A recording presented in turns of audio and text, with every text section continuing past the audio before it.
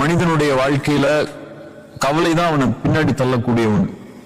முன்னாடி இருக்கக்கூடிய வாழ்க்கையை பார்க்க விடாம, நிகழ்காலத்தில் அவனை இருக்க விடாம, கடந்த காலத்தை பத்தியும் அந்த எண்ணங்களை பத்தியும் அவனுக்கு கொடுத்து அவனை பின்னாடி இழுக்கக்கூடியது கவலை தான். ரசூலுல்லாஹி ஸல்லல்லாஹு அலைஹி வஸல்லம் ஹதீஸ்கள் அடிப்படையில நாங்கள் விளக்கம் சொல்லும் போது, கவலை ஷைத்தானுடைய ஒரு பெரிய ஆயுதம்.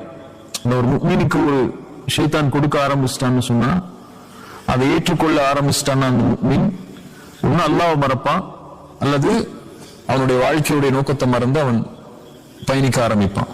அதனாலதான் அல்லாஹ் ரப்பல் ஆலமீன் அலா இன்ன அவுலியா அல்லாஹ் லா ஹவுஃபுன் அலைஹிம் வலா ஹும் யஹ்ஸனூன், இறை நம்பிக்கை கொண்டவர்கள் எதற்கும் பயப்பட மாட்டார்கள், வலா யஹ்ஸனூன், கவலை கொள்ள மாட்டார்கள். முஃமினானவன் கவலை என்பது அவனுடைய வாழ்க்கையில வராத அளவுக்கு என்னென்ன செய்யணுமோ அதை எடுத்துக்கொண்டே இருப்பான்.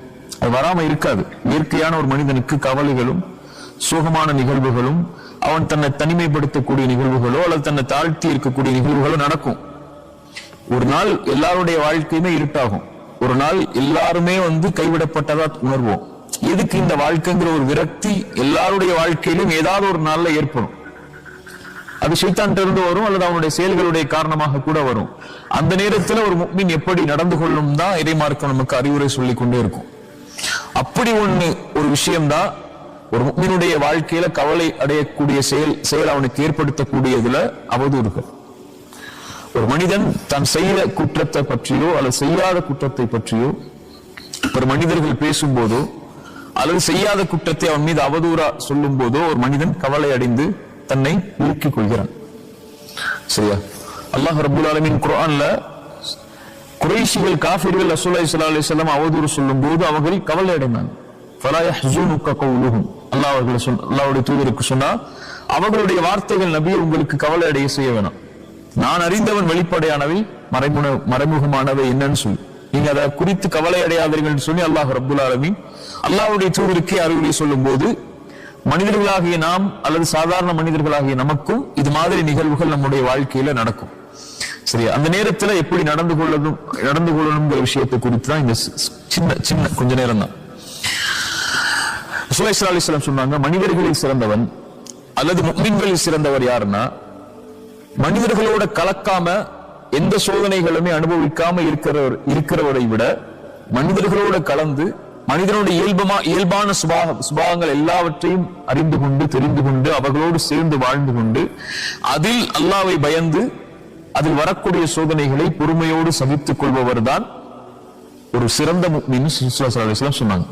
எனக்கு எதுவுமே அவதூறு வரக்கூடாது, இந்த மக்கள் யாருமே தப்பா பேசக்கூடாது, மக்கள் என்கிட்ட எல்லாருமே நல்லதா மட்டும் தான் நடக்கணும், நல்ல விஷயங்கள் மட்டும் தான் என் காதுல விழணும், நான் யாரோடையுமே கலக்க மாட்டேன், அதனால எதுவுமே எனக்கு தேவையில்லைன்னு சொல்லி ஓரத்துல ஒதுங்கி உட்கார்றதை விட மனிதனுடைய சுபாவங்கள் கொடூரமான சுபாவங்கள் இருக்கும். எந்த ஒரு மனிதனும், பெரும்பான்மையான மனிதர்கள் நல்லதை விரும்ப மாட்டாங்க. இன்னொரு மனிதரை பற்றி நல்லதை பேசுறதை விரும்ப மாட்டாங்க. இன்னொரு மனிதர் உயர்றதை விரும்ப மாட்டாங்க. இன்னொரு மனிதர் கண்ணியமா இருக்கிறத விரும்ப மாட்டாங்க. அதில் அவருக்கு இல்லாத ஒன்று அவருக்கு இருக்கும்போது அவர் மேல அவர் பொறாமை கொள்வார், வெறுப்பு கொள்வார். இது மாதிரி பல சுபாவங்கள் மனிதர்களுக்கு இருக்கு. இந்த மனிதர்களோடு வாழ்ந்து கொண்டு அவர்களிடமிருந்து வரக்கூடிய சோதனையை அல்லாஹ்விற்காக யார் பொறுத்து கொண்டிருப்பாரோ அவர்தான் சிறந்த முஃமின் ரசூலுல்லாஹி ஸல்லல்லாஹு அலைஹி வஸல்லம் நமக்கு எடுத்து சொன்னாங்க. ரசூலுல்லாஹி ஸல்லல்லாஹு அலைஹி வஸல்லம் தோழர் அபூ தர்தா ரலியல்லாஹு அன்ஹு அவங்க இடத்துல ஒரு மனிதர் சொல்றாரு, அபூ தர்தா, நான் மனிதர்களோடு இருக்கிற சில நேரம் முள்ளா இருக்கு, முள்ளில்லாத பூக்களை போன்று என்னுடைய வாழ்க்கை இருக்கு அவர்களோடு இருக்கும்போது, சில நேரம் முள் மட்டும்தான் இருக்கு, பூவே இல்லை. என்ன சொல்ல வர்றாங்க? சில நேரம் நல்லா இருக்கு மனிதர்களோட வாழும் போது, சில நேரம் ஏண்டா வாழ்றோம்னு தோணுது. மேலும் சொன்னாங்க, அவர்களிடத்தில் நல்ல முறையில் நடந்து கொண்டால் நல்லா நடந்துக்கிறாங்க, நடக்கலன்னு சொன்னா அவ்வளவுதான், நீ இல்லாமே ஆகிறேன்னு கூட நினைக்கிறாங்க. நல்லா நடந்தா நடப்பேன், நல்லா நடக்கலையா அவ்வளவுதான், இருக்கக்கூடாது. அப்படிங்கிற சுபாவங்களை கூட மனிதர்களிடத்துல நான் பார்க்கிறேன். என்ன சொல்ல வர்றாங்க? மனிதர்கள் என் மேல கற்களையும் முற்களையும் கொண்டு தாக்கிக்கிட்டே இருக்கிறாங்க, எப்படி நடந்து கொள்ளணும்னு கேட்கிறாங்க. அபூ தர்தா சொன்னாங்க, அவர்களிடத்தில் உன்னுடைய மானத்தை கடன் கொடுத்து விடு, அது உனக்கு வறுமையின் நாளில் உதவி செய்யும். புரியுதா? தமிழ் சுத்த தமிழா இருக்கு, நிறைய பேர் புரியுது. அதாவது உன்னுடைய மானத்தை அவர்களிடத்துல கொடுத்துரு, அவங்க பேசட்டும், உன்னை பத்தி என்ன வேணாலும் அவங்க பேசட்டும், உன்னை பத்தி என்ன வேணாலும் அவங்க சொல்லட்டும், அதை விட்டு. ஆனால் வறுமைன்னு ஒரு நாள் வரும், அந்த நாள்ல உனக்கு அது உதவி செய்யும் சொல்ல ஹதீஸ் அடிப்படையில் அவங்க சொன்னாங்க. இதே அபூ தர்தா தான் இன்னொரு சொன்னாங்க, மானம் என்பது அல்லாஹ்வுக்கு சம்பந்தப்பட்டது. ஒருவனை கண்ணியப்படுத்துறது யார்? நம்முடைய நம்பிக்கைப்படி அல்லாஹ்.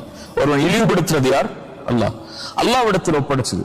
உன்னை குறித்து ஒரு மனிதன் தவறாக பேசும்போதோ, உன்னை குறித்து ஒரு மனிதன் தீயதாக பேசும்போதோ, அல்லது உன்னோடு ஒரு மனிதன் சண்டை போடும் போதோ அல்லாஹ்விடத்தில் அதை ஒப்படைச்சது. ஒருவேளை அதில் உண்மை இருந்தால் அவர் பேசுவதில் அல்லாஹ்விடத்தில் தௌபா செய்து கொள். தௌபா செய்து கொண்டு நீ பாவ மன்னிப்பு கேட்டதற்கு பிறகும் உன்னை பற்றி மனிதர்கள் தவறாக பேசினால் அது அல்லாஹ்விடம் இருந்து வரக்கூடிய சோதனை. அதில் பொறுமையாக இருந்தான். சுப்ஹானல்லாஹ். ஒருவேளை நீ அவங்க மேல அவதூறு சொல்லல, ஆனா உனக்கு அது அவதூறா தோணுது, அல்லது உன் மேல தவறுகள் சொல்றது உனக்கு பிடிக்கல அப்படின்னா உனக்கு அல்லாஹ் எச்சரிக்கிறான். அவர்கள் மூலமாக நீ தனிமையில் உட்கார்ந்து அல்லாஹ்விடத்திலே தௌபா செய்து கொள். அதற்கு மேலும் உன் மானம் கண்ணியம் இழக்கப்பட்டால் அது அல்லாஹ்விடம் இருந்து வரக்கூடிய சோதனை. பொறுமையோடு அல்லாஹ் அதிலிருந்து உனக்கு விடுதலை தருவான். அல்லது அல்லாஹ் உனக்கு அந்த இடத்தை விட்டு அந்த செய்தி விரும்பாத முறையில் அல்லாஹ் உன்னை உயர்த்துவான்னு சொன்னாங்க. அபூ தர்தாவுடைய இந்த ஹதீஸ் சொல்லக்கூடிய விஷயம் யாருடைய ஹதீஸ் அடிப்படையில் தான்? ரசூலுல்லாஹி ஸல்லல்லாஹு அலைஹி வஸல்லம் ஹதீஸ் அடிப்படையில் தான். யார்? மறுமையில் ஒரு மனிதன் நன்மைகளோடு பரம ஏழை ரசூலுல்லாஹி ஸல்லல்லாஹு அலைஹி வஸல்லம் கேட்கும்போது, ஒரு மனிதன் செல்வத்தோடு வசதியோடு இருப்பவன் பரம ஏழை இல்ல, அது இல்லாதவன் பரம ஏழை இல்ல. நாளைக்கு மறுமையில் ஒரு மனிதன் வருவான், அவன் மலைகளோடு நன்மைகளை சுமந்து வருவான். ஆனால் அவனுக்கு பின்னாடி ஒரு கூட்டம் நிற்கும். அவங்க யார்? அவனை பற்றி புறம் பேசி இருப்பான், அவனுடைய மானத்தை பற்றி பேசி இருப்பான், அவன் மீது அவதூறு சொல்லி இருப்பான், அவனை பற்றி பின்னால் அவனுடைய மானத்தை பங்கப்படுத்தி இருப்பான், அவனுடைய கண்ணியத்திற்கு பங்கம் விளைத்து இருப்பான். அதனால் அவனுடைய நன்மைகள் அவருக்கு பங்கு வைக்கப்படும்.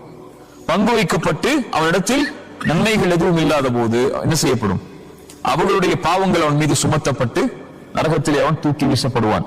நன்மைகளோடு வந்த அந்த மனிதன் நரகத்தில் தூக்கி வருபவன் தான் பரம ஏழை. அப்போ ஏழ்மை என்ற ஒரு நாள் வரும், நன்மைகள் தேவையான ஒரு நாள் வரும். அந்த நாளில் அவர்கள் உன்னை பற்றி உலகத்திலே பேசிய அந்த காரியங்கள், நீ மானத்தை அவர்களுக்கு கொடுத்துடல கடனா, அவங்க பேசிட்டோம், அது உனக்கு அந்த நாளில் அது உதவி செய்யும் சொன்னான். அதனாலதான் பிறரை பற்றி பேசும்போது நம்முடைய நாவுகளுக்கு அல்லாஹ்வுடைய அச்சத்தை கொடுக்கணும். சஹாபாக்கள் ஒரு சொன்னார், அவருடைய சஹாபியோட பேர் தெரியல, நீ யாரை பற்றியாவது பேச வேண்டும் என்றால் முதலாவது உன் தாய் தந்தையை பற்றி பேசு பிறரிடத்து. ஏனென்றால் உன் நன்மை ஒருவருக்கு கொடுக்கப்படுவதற்கு தகுதி உள்ளதாக இருந்தால் அது உன் தாய் தந்தை தான். நீ ஒருத்தரை பத்தி பேசும்போது நன்மையை கொடுக்கிற, நீ செஞ்ச நன்மைகளை கொடுக்கிற, நீ செஞ்ச துவாக்களை கொடுக்கிற, நீ செஞ்ச தொழுகையை கொடுக்கிற, உம்ராவை கொடுக்கிற, ஹஜ்ஜை கொடுக்கிற, செஞ்ச தான தர்மங்களை கொடுக்கிற. அல்லாஹ் நீ பேசினதுக்கு இது அப்படின்னு எடுக்க மாட்டான். அல்லாஹ் மொத்த தொழுகைக்கு கொடுத்துருவான், மொத்த ஹஜ்ஜத்துக்கு கொடுத்துருவான், மொத்த உம்ராவுக்கு கொடுத்துருவான். அல்லாஹ்விடத்தில் நன்மைகளுக்கு என்ன மதிப்பு இருக்கு? அல்லாஹ்விடத்தில் அந்த செயலுக்குரிய பாவத்திற்குரிய மதிப்பு தான் இருக்கு. எவ்வளவு நன்மை செஞ்சாலும் அல்லாஹ்வுக்கு கிடைக்க போகுது இல்ல. அல்லாஹ்வுக்கு தேவை அவனுடைய ஈடு கிடைக்கணும். அந்த ஈடுக்கு பகரமாக எதை வேண்டுமானாலும் அல்லாஹ் கொடுப்பான். அதுவும் மானம் என்பது அல்லாஹ்விடத்தில் பாதுகாக்கப்பட வேண்டிய ஒரு விஷயம். ரசூலுல்லாஹி ஸல்லல்லாஹு அலைஹி வஸல்லம் இந்த நாளை விட, இந்த வீட்டை விட, இந்த ஊரை விட ஒரு மீனுடைய மானம் மேலாளன்னு அரஃபாவுடைய நாள்ல ரசூலுல்லாஹி ஸல்லல்லாஹு அலைஹி வஸல்லம் சொன்ன அந்த மானம், அது ஒருவனுக்கு பங்கு வைக்கப்படும் போது அல்லாஹ் தொழுகை, ஹஜ்ஜு, ஜக்காத் ஏன் பார்க்க போறான், அவன் இடத்துல இருக்கா இல்லையான்னு சொல்லி. சரியா? ரசூலுல்லாஹி ஸல்லல்லாஹு அலைஹி வஸல்லம் இந்த ஹதீஸ் அடிப்படையில் அபூ தர்தா சொன்னாங்க, உன்னுடைய மானத்தை கொடுத்து விட அவர்களிடத்தில், அவர்கள் உனக்கு நன்மையாக நாளை மறுமையில் தருவார்கள் நீ ஏழ்மையில் இருக்கும் போது. அதை குறித்து கவலைப்படாதே. உன் அல்லாஹ்விடத்தில் விட்டு நீ பாவம் செய்திருந்தால் அல்லாஹ்விடத்தில் தௌபா செய்து கொள். போன லா தஹ்சன் சொல்லியிருப்பேன். மனிதர்களிடத்திலே நாம பார்க்கிறது அவங்களுடைய பாவங்களை மட்டும்தான். மனிதன் உண்மையாவே தவறு செய்யறாங்க, அவன் மேல மக்கள் விமர்சனம் செய்யறாங்கன்னு சொன்னால் நம்ம பார்க்கிறது அவன் என்ன பாவம் செஞ்சான்னு சொல்லிதான். நமக்கு தெரியாத ஒன்று அல்லாஹ்விடத்தில் அதுக்குரிய பாவ மன்னிப்பை பெற்றானா இல்லையா என்றுதான். எல்லாருமே பாவம் செய்யக்கூடிய ஒன்றுதான். ஒருத்தர் மேல குற்றச்சாட்டு வைக்கிறோம்னா அந்த குற்றம் இல்லாத பல குற்றங்கள் நம்மள்ட்ட இருக்குல்ல. அப்ப அந்த குற்றத்தை பத்தி பேசுறதை நம்ம விரும்ப மாட்டோம். பட் நம்ம அவருடைய குற்றத்தை பத்தி பேசுறோம். இப்ப நமக்கு தெரியாது அவர் அந்த பாவத்திலிருந்து விடுதலை பெற்று விட்டாரா, அல்லாஹ் அதை மன்னித்து விட்டாரா, அல்லது அவர் அதை பாவ மன்னிப்பாக கேட்கவில்லை என்றாலும் அவருக்கு இருக்கக்கூடிய நன்மைகளை கொண்டு அல்லாஹ் அவரை பொருந்திக் கொள்வானா இல்லையான்னு கூட நமக்கு தெரியாது. சரியா? நமக்கு என்ன, மனிதனை பார்க்கும்போது அவன் என்ன பார்க்கறான் வெளிப்படை, அவ்வளவுதான். அதை வச்சு மட்டும்தான் நம்ம பேசுவோம், வேற எதை பத்தி நம்ம பேச மாட்டோம். அவருக்கு தாடி இல்லைங்கிறது மட்டும் தான் நம்மளுடைய பேச்சா இருக்கும். அவங்க பொண்ணு ஹிஜாப் போடலைங்கிறது மட்டும் தான் நம்மளுடைய பேச்சா இருக்கும். ஆனா அவர் தாடி இல்லாமலே அல்லாஹ் அவரை மன்னிச்சு சொர்க்கத்தை கொடுப்பானா நமக்கு தெரியுமா? தெரியாது. நம்ம அதை குறித்து மட்டும் தான் பேசுவோம். அது அவருடைய இயல்மை என்ன, அவருடைய நிலைமை என்ன, ஏன் அவர் அதை செய்தார், எதற்காக செய்தார், எப்படி செய்தார், எதுவுமே நமக்கு தெரியாது. நம்முடைய பார்வையில் பாவங்கள் மட்டும்தான் இருக்கும். நான் சஹாபாக்களுடைய பார்வையில் ரசூலுல்லாஹி ஸல்லல்லாஹு அலைஹி வஸல்லம் நிலைநிறுத்த விரும்பினது எப்போதும் பாவம் மன்னிப்பு. அவர் அல்லாஹ் இடத்துல யாரும் நமக்கு தெரியாது, அவரை பத்தி பேசாதான். நான் ஒரு தோழர் மது குடிக்கிறார், தண்டனை கொடுக்கப்படுது. சஹாபாக்கள் ஒருத்தர் சொல்ற நாய் அடிப்படுற மாதிரி பட்டுட்டு இருக்கிற, திரும்ப திரும்ப இதே பாவத்தை செஞ்சுட்டுன்னு சொல்லி ரசூலுல்லாஹி சொன்னாங்க, லா தலஅனு, அவரை சபிக்காதீர்கள், அவர் அல்லாஹ்வையும் ரசூலையும் நேசிக்கக்கூடியவர்னு சொன்னாங்க. புரியுதா? ரசூலுல்லாஹ் சொல்ல விரும்பினது என்ன? உங்களுக்கு தெரியாது, அவர் செஞ்ச பாவம் தான் உங்களுக்கு தெரியும். அவர் அல்லாஹ்விடத்துல இந்த பாவம் இல்லாத எத்தனை நன்மைகளை செஞ்சு மேல வந்திருக்காரு நமக்கு தெரியாது இல்ல. விபச்சாரம் செஞ்ச அந்த பெண்ணு தான் உங்களுக்கு தெரியும். அந்த விபச்சாரம் செஞ்ச பெண், அந்த விபச்சாரியா இருக்கக்கூடிய ஒரு பெண் நாய்க்கு தண்ணி கொடுத்ததுனால அல்லாஹ் சொர்க்கத்தை கொடுத்தான்னு உங்களுக்கு தெரியாதுல்ல சொல்ற வரைக்கும். அது இன்னைக்கு நடந்த சம்பவம் தானே. ரசூலுல்லாஹ் அந்த விஷயத்தை சொன்னதுனாலதானே அந்த பெண்ணுக்கு சொர்க்கம் கிடைச்சுன்னு உங்களுக்கு தெரியும். அது மாதிரி எத்தனையோ பாவம் செஞ்ச மனிதர்களுக்கால எத்தனையோ சொர்க்கத்தையும் அவனுடைய அந்தஸ்தையால உயர்த்திருக்கும் போது நீங்க எப்படி அவங்களை பத்தி பேச முடியும்? ஆயிஷா ரலியல்லாஹு அன்ஹா அவமானப்படுத்தப்பட்டாங்க இல்லையா? பெரிய ஒரு எலி சொல் அவங்க மேல போடப்பட்டுச்சு. என்ன எலி சொல்? நபியுடைய மனைவி வெளிப்படையா சொல்லணும் விபச்சாரம் செஞ்சதாக ஒரு அவதூறு கிளம்பிச்சு. ரசூலுல்லாஹி ஸல்லல்லாஹு அலைஹி வஸல்லம் நம்பல. ஆனா ஆயிஷா ரலியல்லாஹு முன்னாடி சபைக்கு போய் அபூபக்கர் வீட்டுல இருக்கிறாங்க, தந்தைக்கு முன்னாடி ரசூலுல்லாஹி ஸல்லல்லாஹு அலைஹி வஸல்லம் சொன்னாங்க, ஆயிஷா நீ ஒரு வேலை செய்திருந்தால் மன்னிப்பை கேள், அல்லாஹ் மன்னிப்பான். ஏத்துக்க முடியுமா ஆயிஷா ரலியல்லாஹு அன்ஹா? ஒரு வேலைன்னு சொன்னதுக்கு அப்புறம் ஒரு நபி, ஒரு வேலை நபி ஆயிஷா நீ செய்திருந்தால் அல்லாஹ் இடத்துல மன்னிப்பை தேடிக்கொள், நீ செய்யவில்லை என்றால் அல்லாஹ் உன்னை பாதுகாக்கட்டும். ஆயிஷா ஏத்துக்கவே முடியல, அந்த வார்த்தையை ஏத்துக்கவே முடியல. அதான் சொல்லாட்ட பேசல அவங்க. அதுக்கப்புறம் அல்லாஹ்ட்ட ஒப்படைச்சிட்டாங்க, அதான் நீ பார்த்துக்கோன்னு சொன்னாங்க. அல்லாஹ் அவங்களை பரிசுத்தப்படுத்தினான் அந்த பொறுமையின் காரணமா. நபி யாக்கூப் என்ன சொன்னாரோ அதே வார்த்தையை நான் சொல்கிறேன். எனக்கு அல்லாஹ் எனக்கு யாக்கூப் அலைஹிஸ்ஸலாம் யூசுஃபுடைய தந்தை எதை சொன்னாரோ, ஃபஸப்ருன் ஜமீல் வல்லாஹுல் முஸ்தஆனு அலா மா தஸிஃபூன், இவர்கள் சொல்லக்கூடிய விஷயத்தில் அல்லாஹ் போதுமானவன், நான் பொறுமையை கடைபிடிக்கிறேன். யூசுஃபுடைய தந்தை எதை சொன்னாரோ அதை நானும் சொல்கிறேன். பொறுமையா இருந்துட்டான். ரசூலுல்லாஹ் எதுவுமே பேசல, குதர்க்கம் பண்ணல. நான் என்ன எப்படி நீங்க சொல்ல முடியும்னு கேட்கல. என்னையே நீ இப்படி பேசுறீங்கன்னு ரசூலுல்லாஹ் அவங்க கேட்கவே இல்லை. உள்ட ஒப்படைச்சிட்டான். நீ யார் நல்லா முடிவு செய்யறதுக்கு? நீங்க யார் முடிவு செய்யறதுக்கு? அல்லாஹ் போதுமானவன்னு சொல்லிட்டாங்க. அல்லாஹ் வசனம் இருக்குன்னா அந்த வசனங்கள் தான் நமக்கு இன்னைக்கு உள்ள பாடம். அல்லாஹ் சொல்றான் பாருங்க, இன்னல்லதீன ஜாஉ பில் உஃப்கி, குர்ஆன் எடுக்கிறேன், இன்னல்லதீன ஜாஉ பில் உஃப்கி உஸ்பத்தும் மின்கும். இந்த மாதிரி ஆயிஷா ரலியல்லாஹு மேல அவதூறு சொன்னவங்க உங்களுடைய கூட்டத்தில் உள்ளவங்க தான். லா தஹ்சபூஹு ஷர்ரல் லக்கும், அது உங்களுக்கு எந்த தீமையும் கிடையாது. ஒருத்தர் உங்களை பத்தி அவதூறு சொல்றதுனால அல்லாஹ் உங்களுக்கு தீயது கொடுக்க போறது இல்ல. நீங்க செஞ்ச பாவத்தையோ நீங்க செஞ்ச பாவத்தை பத்தி பேசுறதுனாலயோ அல்லது செய்யாத பாவத்தை பத்தி பேசுறதுனாலயோ அல்லாஹ்வுடைய வார்த்தைகளை கொண்டெல்லாம் யாரையும் கணக்கிட போறது இல்ல. இவன் உன்னை பேசுறான் அதனால நீ ஏன் பேசுறான் இவன் சொல்லி எல்லாம் நாளைக்கு மறுமையில கூப்பிட்டு கேட்க போறது இல்ல. அவனுக்கு தெரியும் அது பாவமா அல்லது நீ ஏன் செஞ்சீங்க, எதுக்கு செஞ்சீங்க, அது செய்யலையான்னு சொல்லி அல்லாஹ் அதை பத்தி கேட்க போறது இல்ல. பல் ஹுவ கைருல் லக்கும், அது உங்களுக்கு தான் நலவு. ஏன் நலவு? அவங்க யாருன்னு நீங்க தெரிஞ்சுக்கலாம். மனிதர்கள் யாருன்னு நீங்க தெரிஞ்சுக்கலாம். எல்லா மனிதர்களும் உங்க பின்னாடி நலவு செய்யக்கூடியவங்க இல்ல, நலவு நினைக்கக்கூடியவங்க இல்ல. இல்ல மாஷா அல்லாஹ் பாதுகாத்தவர்களை தவிர மனிதர்களுடைய இயல்பு அது. பல் ஹுவ கைருல் லக்கும், அது உங்களுக்கு புரிய வைக்கும் அல்லாஹ் யாருன்னு. உடன் இருக்கக்கூடியவர்கள் கூட உங்களை பத்தி தப்பா பேசலாம். கூட பிறந்த தம்பி பேசலாம், மனைவி பேசலாம், உங்க குழந்தைகள் பேசலாம், உங்களோட தாய் தந்தை கூட பேசலாம்.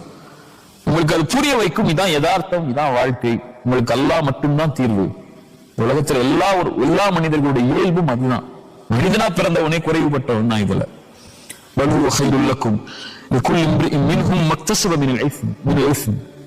அவங்க செஞ்ச பாவம் என்னவோ அதை அவங்க பெற்றுதான் தீருவாங்க அந்த பேசுனதுனால.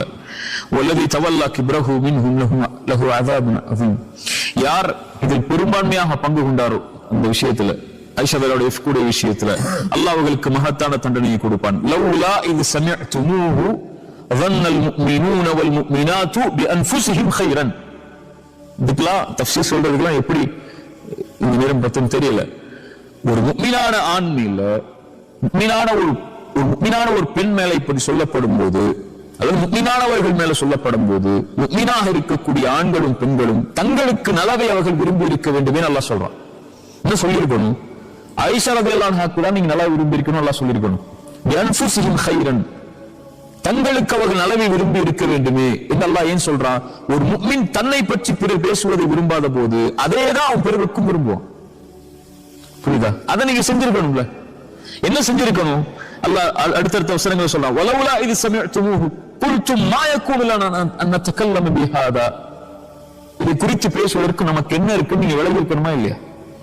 அவர் செஞ்ச பாவம் அல்லாஹ் இடத்துல, அல்லாஹ் அவரை பரிசுத்தப்படுத்தும் ரசூலுல்லாஹ் சொன்னதுக்கு அப்புறம் நம்ம எப்படி இதுல கலந்து கொள்ள முடியும்? நீங்க விலகி இருக்கணுமா இல்லையா? இஸ்தலகூனஹு பிஅல்சினத்திக்கும் வதகூலூன பிஅஃவாஹிக்கும் அஃவாஹிக்கும் மா லைஸ லகும் பிஹி இல்முன் வதஹ்சபூனஹு ஹய்யனன் வஹுவ இன்தல்லாஹி அதீம். நாவுகள் வெளிதா உங்களுக்கு அதை பேசுது. ஒருத்தரை பத்தி பேசும்போது உங்களுடைய வாய்கள் வெளிப்படையாக சொல்ல ஆரம்பிக்குது. அதுக்குரிய எந்த அறிவும் இல்லாம, எந்த ஞானமும் இல்லாம ரொம்ப லேசா எடுத்துக்கிட்டீங்களா ஒருவரை பத்தி பேசுறத? அல்லாஹ்விடத்தில் அது மகத்தானது, மகத்தானது. இப்போ சொல்றதான் ஒருவர் செய்த பாவ மன்னிப்புடைய அங்கீகாரம் அல்லாஹ்விடத்தில் கிடைச்சதுக்கு அப்புறம் இந்த பாவத்துக்காக அவர் யாராகுவார்? அல்லாஹ்விடத்தில் அங்கீகரிக்கப்பட்ட நேசராகுவார். பாவத்திலிருந்து விலகி அல்லாஹ்விடத்தில் தான் ஒப்படைச்சவர் யாராகுவார்? அவருடைய பாவம் மன்னிப்பு அவருக்கு கிடைக்குதா இல்ல நமக்கு தெரியாது. அவர் அதுல இருந்து விலகிறதுடைய காட்சிகள் நமக்கு தெரியும். அப்படி இருந்த பிறகும் நீங்கள் அவர்களை பற்றி பேசினால் அல்லாஹ்வுடைய நேசருக்கு நோவினை செய்தவர் யாரோடு போர் செய்வார்? அல்லாஹ்வோடு. நம்பிக்கை கொண்ட ஒரு முஃமினை பற்றி நீங்க பேசுறத சாதாரணமா எண்ணிக்கிட்டீங்களா? இல்ல. இன்தல்லாஹி அஸீம், அல்லாஹ்விடத்தில் அது மகத்தான காரியம். யஇதுகுமுல்லாஹ் அன் தஊது லிமிஸ்லிஹி அபதன் இன் குன்தும் முஃமினீன். அல்லாஹ் உங்களுக்கு எச்சரிக்கை செய்கிறான், நீங்கள் உண்மையாகவே முஃமின்களாக இருந்தால் இது போன்ற விஷயத்தில் ஒருபோதும் நெருங்காதீர்கள். ஒருபோதும், அபதன், ஒருபோதும் போயிடாதீங்கிறான். இதை விட்டுட்டு அடுத்து பார்த்துக்கோங்கன்னு சொல்லு. அபதன், ஒருபோதும் இந்த காரியத்தில் ஈடுபடாதீங்க. எப்படி நீங்கள் உங்களுக்கு நலவை விரும்புவீர்களோ அது போல முஃமின்களுக்கும் நலவை விரும்புங்க. நீங்க ஒரு பாவம் செய்றீங்க, வேற ஏதோ ஒரு பாவம் செய்றீங்க, அந்த பாவம் யாருடைய பார்வையிலும் படாத போது அதை உங்களுடைய மானம் காக்கப்பட வேண்டும் நீங்க விரும்புனீங்கன்னா இன்னொருவருடைய மானத்தையும் அப்படி விரும்புங்க. நீங்க செஞ்ச பாவத்தை விட அது கொடிய பாவமா, சின்ன பாவமா, பெரிய பாவமா நீங்க முடிவு செய்ய முடியாது. இந்த பாவம் அல்லாஹ்வுக்கு செய்யப்படுறது. அல்லாஹ் ரப்புல் ஆலமீன் இதைத்தான் நமக்கு குர்ஆன்ல அறிவுரையா நமக்கு கொண்டு வரான். சரியா? அதனால இத மாதிரி காரியங்கள் ஒரு முஃமின் கேட்கும் போது அவன் செய்யாத குற்றத்தை பற்றியோ அல்லது அவன் பாவ மன்னிப்பு கேட்ட ஒரு குற்றத்தை பற்றியோ மனிதர்களுடைய உள்ளத்தை நோவினை செய்யும் போது, உடைக்கும் போது அல்லாஹ்வுடைய வார்த்தை தான் அவனை சாந்தப்படுத்தும். அல்லாஹ் ரப்புல் ஆலமீன் நபிக்கு சொன்னதான், وَلَقَدْ نَعْلَمُ أَنَّكَ يَضِيقُ صَدْرُكَ بِمَا يَقُولُونَ فَسَبِّحْ بِحَمْدِ رَبِّكَ وَكُن مِنَ السَّاجِدِينَ. நபியே, உங்களுடைய வார்த்தையால் உங்களுடைய உள்ளம் நெருக்கமாவதை நான் அறிகிறேன். அல்லாஹ்விடத்துல சுஜூதுல விழுந்துருங்க, அல்லாஹ்வை புகழ்ந்துருங்க. وَاعْبُدْ رَبَّكَ حَتَّى يَأْتِيَكَ الْيَقِينُ. அல்லாஹ்வை தொடர்ச்சியா வணங்கிட்டே இருங்க மரணம் வரைக்கும். ஒரு தவறு செய்றீங்க, தவறுல திருத்திட்டீங்க, மக்கள் அதை பத்தி பேசுறாங்க, அதோட மாட்டி முடிய போறது இல்லை அந்த தவறோட. وَاعْبُدْ رَبَّكَ حَتَّى يَأْتِيَكَ الْيَقِينُ. அடுத்த மூச்சு இருக்குன்னா அதுல இருந்து விலகி கொடுக்க முடியல அவகாசம் அல்லாஹ் கொடுத்திருக்கான். மனிதர்கள் கொடுக்குறாங்களோ இல்லையோ, இவங்க இன்னைக்கு உங்களோட இருப்பாங்க, நாளைக்கு உங்களோட இருக்க போறது இல்லை. மனிதர்கள் நீங்க மௌத்தாகிற வரைக்கும் தான் உங்களுக்கு மௌத்தாயிட்டீங்கன்னா ஒரு 3 நாள்ல மறந்துட்டு அவன் வேலையை பார்க்க ஆரம்பிச்சிருவான். சரியா? மனைவி எல்லாம், உங்களுடைய குழந்தை எல்லாம், உங்களுடைய பெற்றோர் எல்லாம் யாராக இருந்தாலும் ஒரு 10 நாள் உங்களை ஞாபகப்படுத்துவாங்களா? அல்லது என்னைக்காவது உங்க பிறந்த நாள் வரும்போது உங்க ட்ரெஸ்ஸை பார்க்கும்போது அல்லது உங்களுடைய இதை பார்க்கும்போது ஞாபகம் வரும். ஒரு 30 வருஷம் போயிருச்சுன்னா அவ்வளவுதான். நான் சொல்ற மாதிரி தான். ஒரு 100 வருஷம் போயிருச்சுன்னா நீங்க வாழ்ந்த அடையாளமே இருக்காது. 200 வருஷம் போயிடுச்சுன்னா நீங்க யாருன்னே இந்த உலகத்துக்கு தெரியாது. 100 வருஷத்துக்கு முன்னாடி எத்தனை பேர் பாவம் செஞ்சாங்க தெரியுமா? யார் யார் பாவம் செஞ்சா? நம்ம குடும்பத்தில் எத்தனை பேர் பாவம் செஞ்சிருப்பா ஏதாவது தெரியுமா? நமக்கு நம்மளோட முன்னோர்கள் எவ்வளவு பாவம் செஞ்சிருப்பாங்க தெரியுமா? யாராவது பத்தி எதுவுமே தெரியாது. 100 வருஷத்துக்கு அப்புறம் நம்மளை பத்தி பேசவே மாட்டாங்க. இங்க 5 நிமிஷத்துக்கு அப்புறமே நம்மளை பத்தி பேச மாட்டாங்க. அவ்வளவு பிரச்சனை இருக்கு ஒவ்வொருத்தருக்கும். அதனால நீங்க மற்றவர்கள் பேசுவதை குறித்து உங்களுடைய உள்ளத்தை நிற்காதீங்க, படிச்சிருங்க, மீடியா இருந்துருங்க. அல்லாஹ் உங்களை பாதுகாத்துக் கொண்டே இருப்பான் நம்ம இடத்துல நீங்க போயிட்டீங்கன்னா. சரியா? இது மாதிரி காலம் உலகத்துல எல்லாருக்கும் வரும்.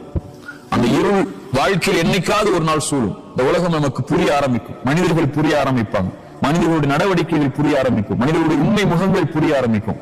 மனிதன் பின்னாடி எப்படி நடந்துப்பான், முன்னாடி எப்படி நடந்துப்பான், அவனுடைய வார்த்தைகள் எப்படி இருக்கும், முன்னாடி பின்னாடி எப்படி இருக்கும், உங்கள் நலல் விரும்புவானா இல்லையா, உங்க கண்ணியத்தை மனிதர்கள் பாதுகாப்பார்களா இல்லையா, இப்படி எல்லாமே உங்களுக்கு ஒரு நாள் புரிய வரும்.